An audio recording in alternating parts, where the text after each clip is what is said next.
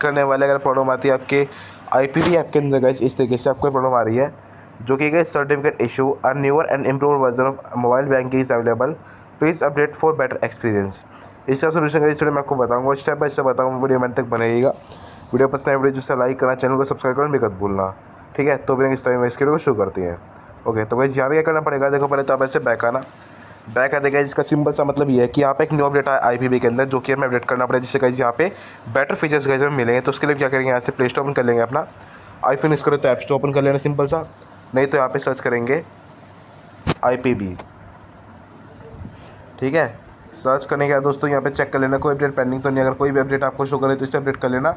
अगर दूसरा अपडेट कर ले फिर प्रॉब्लम है तो अभी कहीं काम करना, आप यहाँ पे बहुत ही सिंपल काम बता रहा हूँ। आप यहाँ से क्या करना है कि आपकी जो IPV ऐप है इसे डिलीट कर देना, ठीक है। डिलीट करने के बाद दोस्तों वापस से यहाँ पे कुछ टाइम बाद प्ले स्टोर में आके वापस से इंस्टॉल कर लेना। कैसे काम करने हैं दोस्तों आप लोग देखना, 110% आपकी जो ऐप है चल जाएगी और आपको कैसे प्रॉब्लम देखना नहीं मिलेगी। तो बस आपको ये काम करना होगा, ठीक है। तो गाइस वीडियो पसंद है वीडियो जिससे लाइक करना, चैनल को सब्सक्राइब करना भी मत भूलना। मिलता है नेक्स्ट वीडियो में, लव यू ऑल।